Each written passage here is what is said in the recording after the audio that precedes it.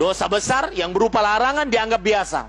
Di antaranya, perhatikan, Rasul sallallahu alaihi wasallam bersabda, "Sayakunu fi akhir hadhil ummah khasfun wa maskhun wa qadhfun."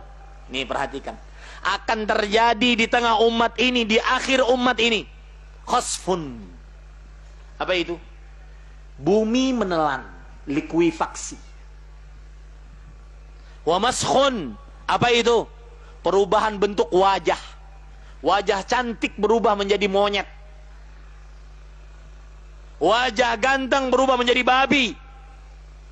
Perubahan bentuk wajah. Qadhfun, apa itu? Hujan batu.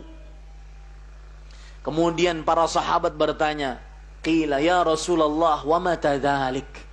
Wahai Rasulullah sallallahu alaihi wasallam, kapan itu terjadi? Perhatikan. Dan ini sayangnya dianggap biasa.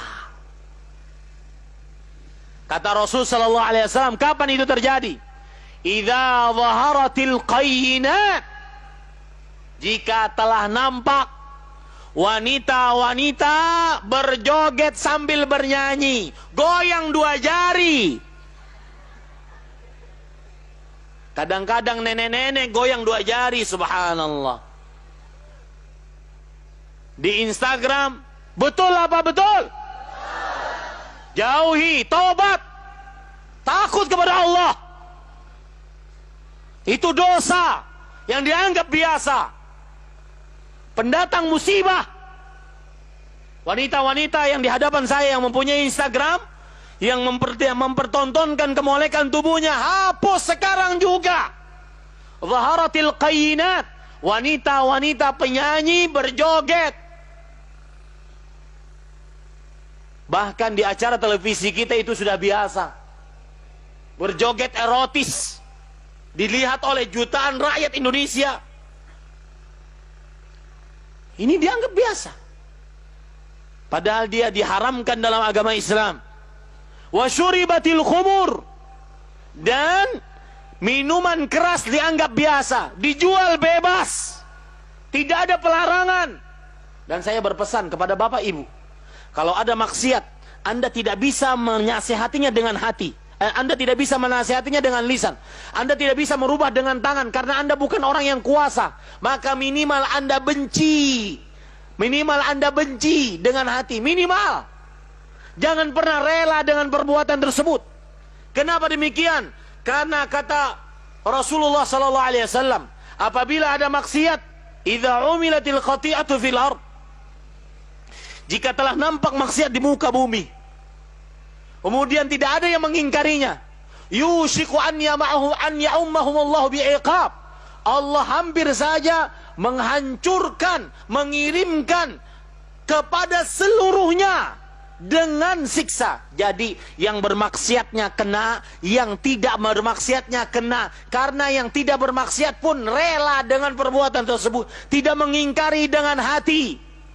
Harus diingkari dengan hati. Kalau tidak bisa menasihati dengan lisan, kalau tidak bisa merubah dengan tangan, ingkari minimal dengan hati.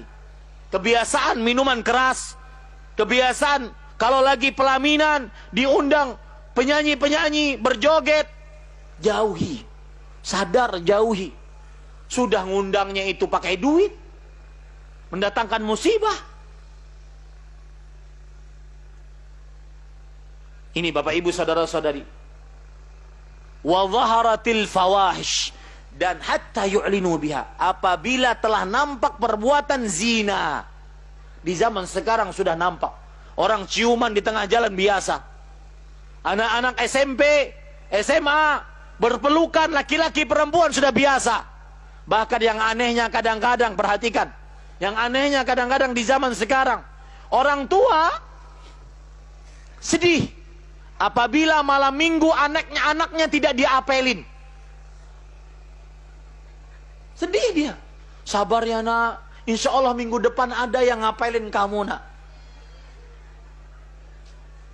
Tapi kalau sudah diapelin, dibawa anak perempuannya, lalu kemudian bunting, baru tahu rasa. Dan saya berpesan kepada wanita-wanita yang ada di depan saya, perhatikan baik-baik. Tidak ada sesuatu yang paling berharga, bagi wanita muslimah setelah agamanya kecuali kesuciannya.